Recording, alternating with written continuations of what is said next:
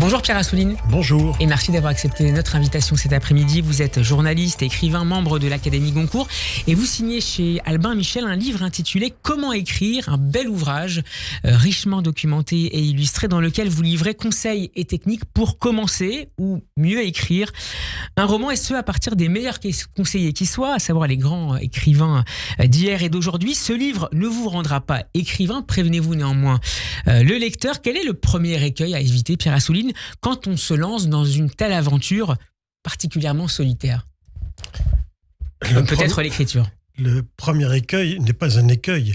Les premiers conseils, ce n'est pas tellement ce qu'il faut faire, mais ce qu'il faut éviter de faire. Parce que la plupart des gens commettent les mêmes erreurs, tous.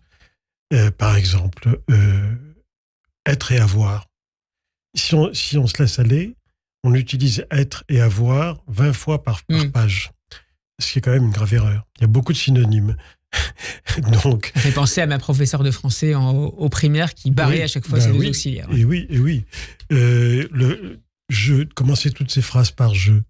Ça aussi, c'est ce qui vient naturellement sous la plume. Mais justement, l'écrivain, c'est celui qui corrige cette intuition première. Parce qu'on parle tous de soi, quel que soit le prétendu sujet. Je dis prétendu parce que là aussi, c'est une chose qu'il faut éviter, de croire que on écrit à partir d'un sujet, d'une idée, d'un thème, ce qu'il faut. On écrit à partir d'un désir. Si on n'a pas de désir d'écrire, ça ne marchera pas. Parce que c'est tellement difficile d'écrire. Quand on ne sait pas, c'est facile. On se laisse aller. Mais quand on sait, c'est encore beaucoup plus difficile. Parce qu'on a toutes les contraintes, les règles, les conventions en tête. Donc il y a un certain nombre de choses qu'il faut savoir éviter quand on écrit de la fiction, mais pas seulement de la fiction, même pour un essai, même pour très souvent, des tas de gens m'écrivent en me disant, voilà, moi je ne veux pas être écrivain, j'ai pas cette ambition, cette prétention, mais je voudrais raconter ma vie pour laisser ce témoignage à mes enfants. C'est souvent le cas de gens qui ont vécu la Shoah, ou qui ont vécu l'occupation en France, et qui ne veulent pas partir sans laisser un témoignage, ce qui est normal. D'autant plus parfois quand ils ne l'ont pas exprimé verbalement. Et donc, et qu'ils ne savent pas comment s'y prendre. Donc c'est aussi en pensant à eux que j'ai écrit ce livre, mais aussi en pensant tout simplement à des tas de gens qui n'ont aucune velléité d'écrivain ou d'écriture, mais qui sont passionnés par la littérature, qui lisent beaucoup de livres, beaucoup de romans, et qui ont toujours eu la curiosité de savoir comment c'est fait. Vous savez, c'est un peu l'équivalent, ce livre, du making-of au cinéma. Et ça, c'est une curiosité bien naturelle de la part de gens qui lisent des livres, qui vont au cinéma. Même si vous mettez en garde parfois à ne pas aller trop loin dans le laboratoire ou l'atelier d'écriture. Parce que ça peut tuer la magie, le mystère. C'est notamment vrai pour les bonus dans les DVD. Et si on sait trop comment tout ce qu'il y a derrière, et que tout ce décor finalement qu'on a tant aimé, qu'on a cru que c'était une vraie ville et tout ça, et ben en fait c'est du carton. Et que c'est détruit le soir même, ça tue. Il faut garder le mystère. Oui, il faut un petit peu. Alors vous ajoutez, Pierre Assouline, qu'on ne naît pas écrivain, mais qu'on le devient, et pour cela, il faut être soi-même, comme le conseillait Oscar Wilde, et se résoudre à ne pas copier le style d'un auteur apprécié. Quel est l'écrivain qui, dans votre vie d'auteur, vous a le plus inspiré, et comment vous en êtes-vous parfois détaché? Il y en a eu beaucoup. Vous savez, ce genre de choses, ce n'est pas figé. Parce qu'on peut être redevable, ce qui est mon cas, beaucoup d'auteurs, beaucoup d'écrivains, mais par exemple à 25 ans, je vous aurais peut-être cité un intellectuel. Et puis, qui, par exemple? À 25 ans, il y en avait pas mal, des intellectuels, parce que je lisais beaucoup de sciences humaines et d'histoire, de gens, Marc Bloch, l'historien. Je lui devais beaucoup, je lisais beaucoup. Mais aussi, par exemple, un intellectuel spécialiste du monde arabe, comme Jacques Berck, qui était un homme remarquable, dont je suivais les cours au Collège de France. Donc, vous voyez, ça dépend de l'époque, du moment, de la vie. Ces choses-là évoluent. Il y a 20 ans, 25 ans, quand j'ai écrit mon premier roman, après avoir écrit 10 biographies, mon premier roman, il est vraiment sous l'influence de Simenon. Parce que je suis toujours un fan de Simenon, et à l'époque, j'avais écrit la biographie de Simenon. Donc j'avais lu 2 fois toute son œuvre, 200 romans, et j'étais vraiment... Son empreinte était évidente, pas seulement dans la trame de mes romans, mais dans le style, dans l'écriture, dans le lexique. Et c'est peut-être pour ça que vous ajoutez qu'il faut parfois savoir trahir ses maîtres sans renier pour autant le rôle décisif qu'ils ont pu avoir dans votre vie. Bien sûr, mais ça, les écrivains français n'aiment pas payer leurs dettes. La gratitude, ils ne la connaissent pas.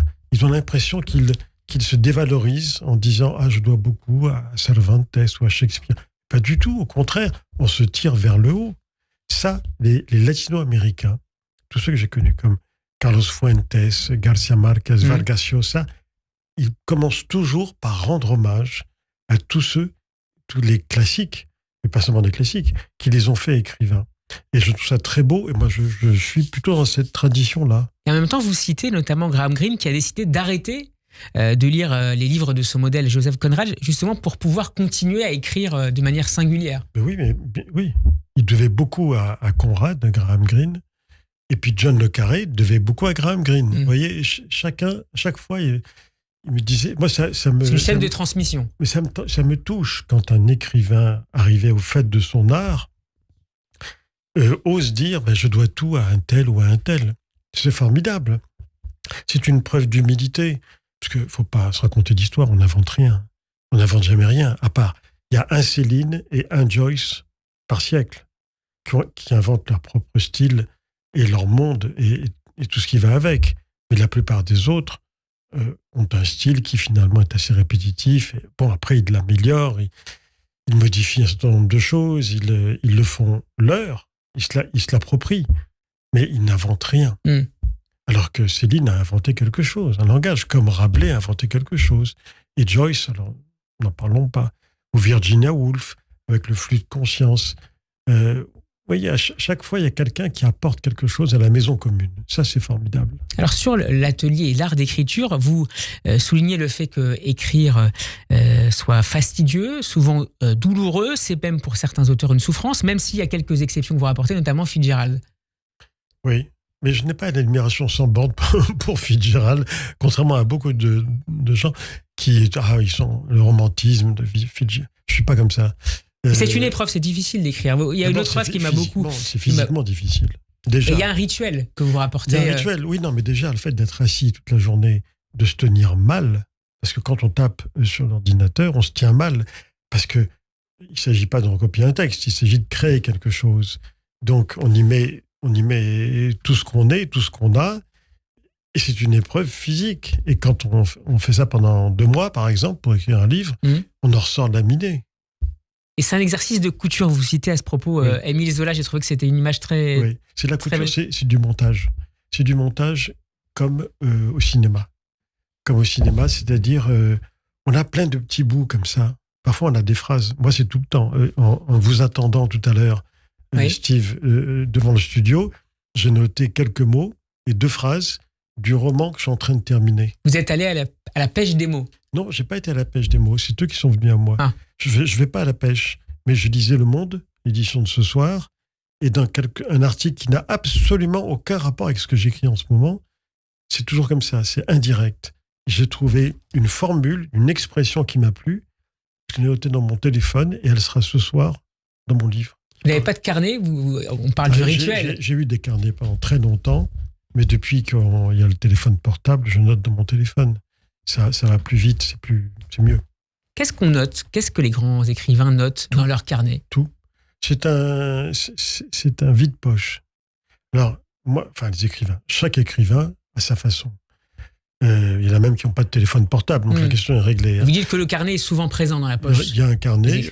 Moi, j'avais connu un écrivain qui avait que des bouts de papier. Et un jour, il cherchait quelque chose devant moi à table. Il a vidé ses poches. Il y avait des milliers de bouts de papier. Et il a cherché celui. Bon, c'est sa façon de travailler. Mais vous créez un ordre du récit dans le désordre. Vous la créez. Non, chacun a sa façon. Vous voyez, il y en a qui notent ça par-ci, par-là. On note, par exemple, dans le bus ou dans le métro, il y a des gens qui parlent. Ça existe encore. Et bien, je les écoute parler. Et parfois, il y a quelque chose, une tournure, une expression qui me plaît. Moi, le plus souvent, c'est des expressions que je n'ai jamais utilisées et qui me plaisent. Et je me dis, tiens, ça, je ne l'ai jamais écrit. Alors, je le note. Et ça va ressortir d'une manière ou d'une autre. plus on lit, moins l'écriture nous intimide. C'est ce que vous écrivez également, Pierre Assouline. Est-ce que, alors vous rappelez d'ailleurs que vous lisez à peu près partout sauf dans la voiture, que vous lisez dans à peu près toutes les positions sauf en marchant. Est-ce que vous vous inquiétez d'une forme d'appauvrissement de l'art de la lecture? Non, parce qu'on n'a jamais autant lu. Si vous allez dans le métro, vous verrez bien, les gens sont tous sur leur écran. Alors, sur Est-ce que l'écran, toutes les lectures se valent? oui, parce que l'écran du téléphone portable, les gens vont vous dire, oui, non, d'accord, mais c'est des jeux ou c'est des matchs de foot. Oui, mais il n'y a pas que ça. Quand je regarde par-dessus l'épaule des voyageurs dans le métro, il y a des gens qui lisent du texte, il y a des gens qui lisent des livres. Dans le train, des gens qui ont une tablette, une bonne partie d'entre eux, ce sont des livres qu'ils lisent. Pourquoi? Mais parce qu'on peut l'éclairer de l'intérieur et on peut grossir le caractère, notamment les personnes âgées, ça leur rend service. Donc, je ne suis pas trop inquiet pour la lecture, n'empêche que les libraires souffrent, n'empêche que c'est un métier difficile, et de plus en plus difficile. Et c'est un indicateur. Un dernier mot, vous citez Jonathan Franzen qui utilise un testomètre assez singulier pour mesurer la qualité d'un texte, son potentiel lacrymal, est-ce qu'il fait pleurer ou pas. Et vous précisez que parfois, on pleure aussi en écrivant. C'est notamment ça a été votre cas lorsque vous avez écrit sur l'hôtel Lutetia. Lutetia. Oui, très souvent dans les dédicaces de ce livre, Lutetia, il y a la troisième partie, c'est le retour des déportés. C'est la partie la plus importante. Et souvent, quand je fais des dédicaces, depuis très longtemps, il y a des gens en achetant ce livre, me disent je voudrais l'offrir, et je dois vous dire que là, j'ai pleuré. Et je leur réponds toujours, dites-vous bien que ce qui a été lu, les larmes aux yeux, a été écrit des larmes aux yeux. C'est toujours comme ça. Je suis le premier lecteur. Et je sais l'effet que ça me fait. Je ne me force pas. Parfois, il y a des livres que j'ai écrits qui me faisaient rire. Et en riant, parce que je prenais beaucoup de plaisir à un jeu de massacre sur mes personnages. Mais souvent, c'est le cas. Il y a des livres, celui que je suis en train d'écrire, par exemple, que je suis en train de terminer un roman. Parfois, c'est les larmes aux yeux, oui, en l'écrivant. Bon, c'est comme ça. Et je suis sûr que ça produira le même effet sur les lecteurs, tout simplement parce qu'on est fait de la même manière.